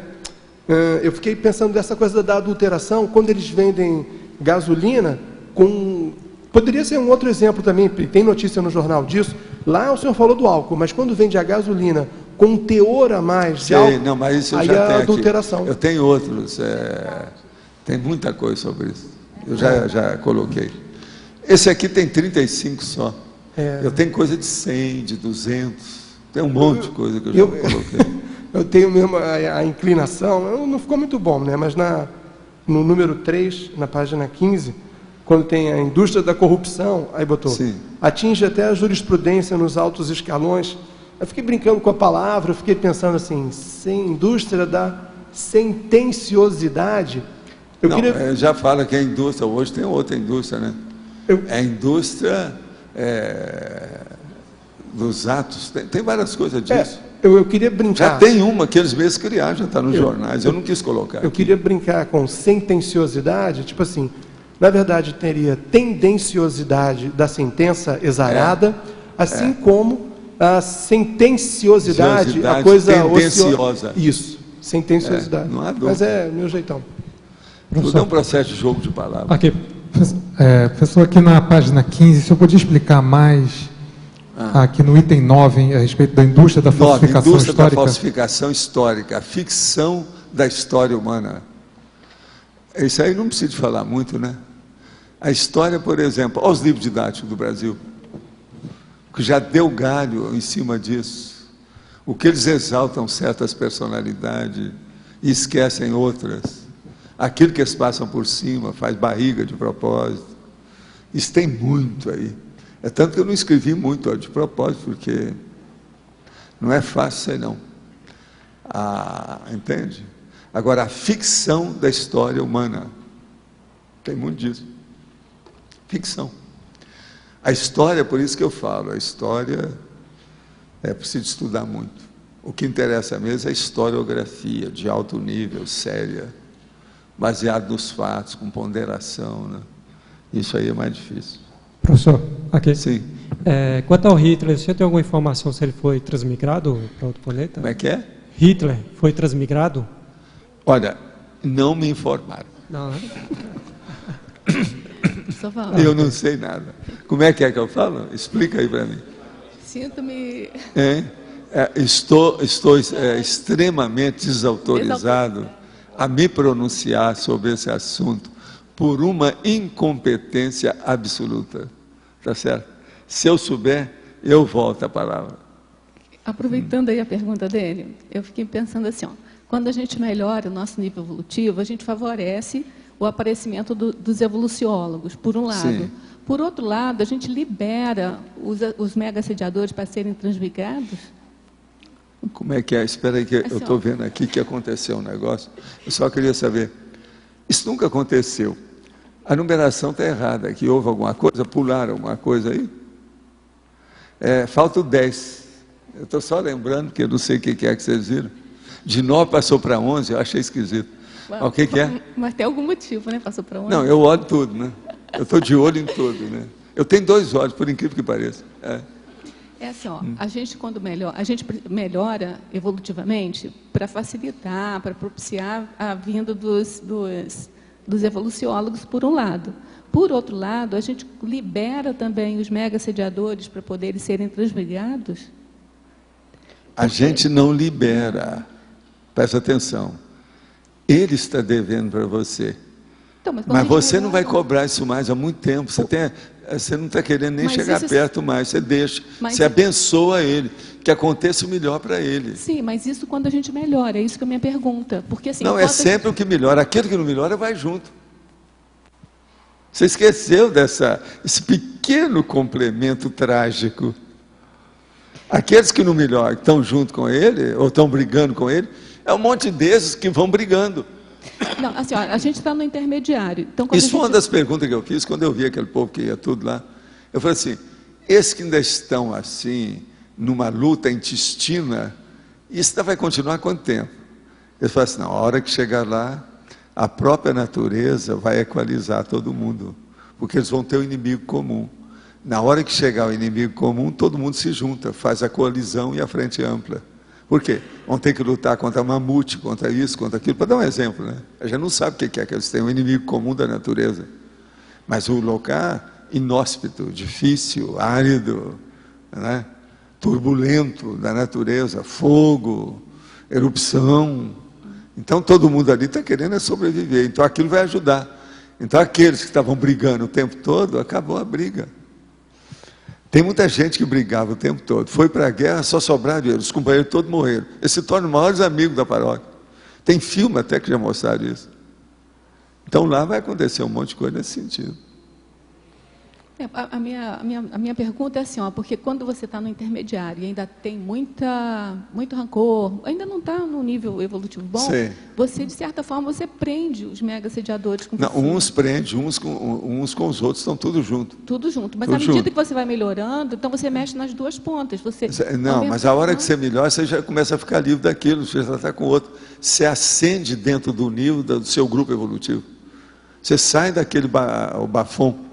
Você sai da sarjeta, do abismo, sabe? Então, por isso que eu estou falando que eu libero o mega-assediador que não quer melhorar para ele ser transmitido. Pois é, mas esses que não querem, porque já estão envolvidos com um monte de coisa.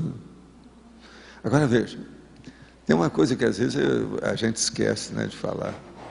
Quanto tempo ele está assim? É bom perguntar. Ele às vezes já veio de outro planeta com esse problema. Presta atenção. O problema é dele. Ninguém vai fazer estupro evolutivo para forçar a barra. Amparador nenhum vai fazer tortura para o cara melhorar o modo. Ninguém faz isso. Então aquilo é espontâneo, tem que ser uma coisa espontânea, nascer dele intraconsciencialmente para fora. Então é centrifugar a situação. Entende? É duro. Agora aqui outra pergunta.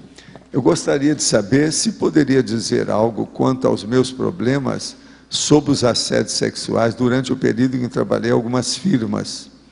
Se foram causados justamente pelos meus olhos azuis, muito bonita e ingênua, o fato relatado no meu livro. Olha, não há dúvida que os seus olhos muito bonitos, azuis, você é muito bonita e ingênua, mas existem outras coisas na minha terra que chama curva. As curvas também devem ter influído nisso, que é o problema do ginossoma. Então, esse conjunto é que deu isso tudo. Você sabe quem é que está escrevendo isso aqui? A Dalva. Então, o problema tem mais uma conotação aí, que é o recheio decorativo, que ela esqueceu, né? Existe um recheio decorativo, que é o problema, que eu já expliquei isso tantos anos para ver o negócio de ginossoma, que é um dos maiores problemas que tem.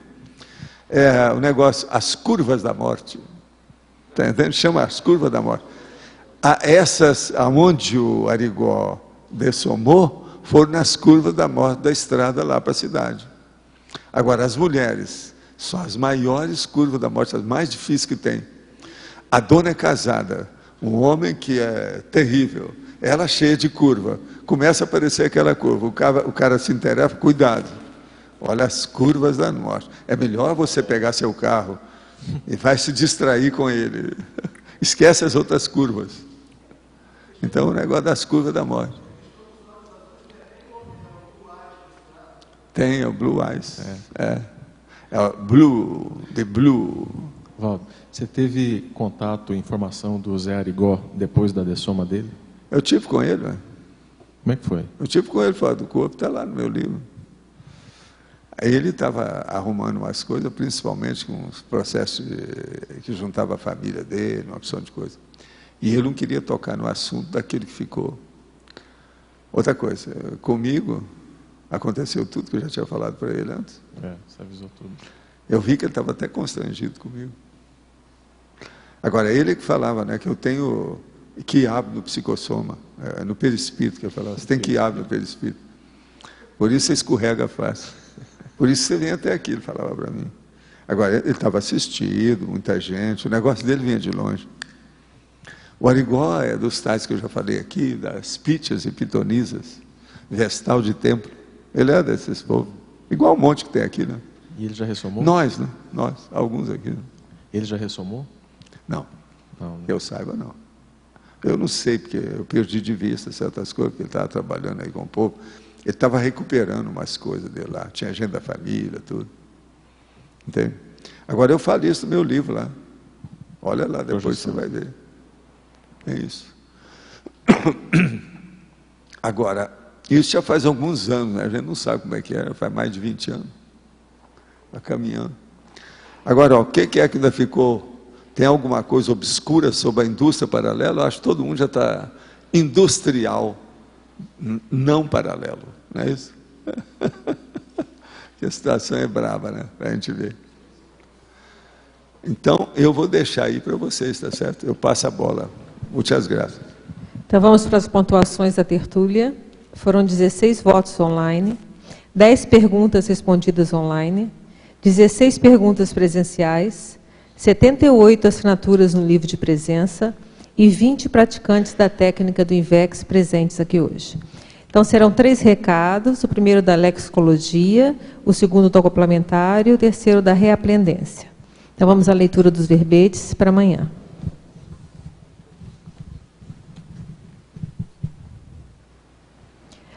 Adaptaciofilia, animador consciencial, autorreflexão de 5 horas, autorrevezamento multiexistencial, balanço mental somático, banho energético, conscienciologia profunda, correção de rota, desbarbarização da humanidade, extensão consciencial, função amparadora, impaciência disfuncional, justificativa lógica, lixo mnemônico, pré-perdão assistencial, raciocínio falho, recim glupal, subsunção proexológica, telepatia permanente, tipo humano. Boa tarde a todos. O convite é para o curso Lexicologia, que vai ocorrer no dia 31 de janeiro e 1º de fevereiro. O objetivo maior do curso é a gente estar estudando os dicionários do Holociclo e criando maior afinidade com o trabalho da lexicografia, da lexicologia. Essa turma que nós vamos ter agora, final de janeiro, é a segunda turma do curso Lexicologia, e nós tivemos uma primeira turma que ocorreu em dezembro de 2007, isso. Eu convidei a professora Cristina, que participou da primeira turma do Lexicologia, para comentar um pouco os benefícios, o que ela achou da primeira turma do Lexicologia. Bom, para mim o curso foi extremamente proveitoso e gerou assim duas consequências mais imediatas. A primeira foi um aprofundamento dentro do holopensene lexicográfico, então você fazer uma expansão cognitiva mesmo a respeito do universo da lexicografia, da lexicologia. Isso dá mais vontade de você consultar dicionários, você entende a importância da consulta periódica e constante de dicionários temáticos. E o segundo efeito foi justamente a vontade de escrever um dicionário. Então você sai de lá assim com muita motivação para ter como um projeto, né, futuro, seja curto, médio, até longo prazo, a autoria de um dicionário específico. Vale muito a pena fazer o curso, eu recomendo. Obrigada. Obrigada a todos. Com maiores informações na recepção do CAEC. Pessoal, estamos aqui para as últimas chamadas do Acoplamentarium deste final de semana. Lembrando a todos, tertulianos e teletertulianos, que o tema a ser debatido, discutido, será sobre os amparadores. Como fazer o rapport com os amparadores e daí todas as suas derivações, onde a gente pode aprofundar o assunto. Quem tiver interesse, procura a recepção do CAEC.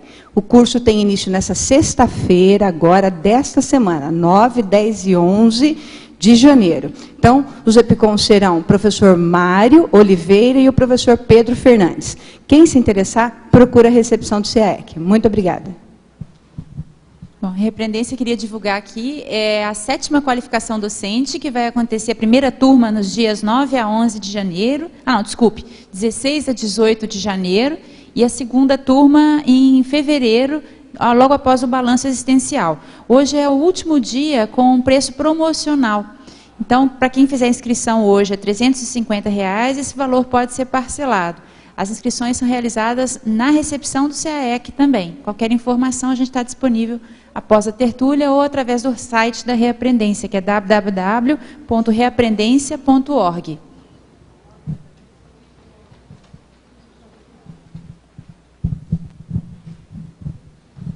Ganhou o verbete auto-revezamento existencial com 10 votos para amanhã. Muito obrigada, boa tarde, até mais. Desculpe, auto-revezamento multiexistencial, com 10 votos para amanhã. Obrigada.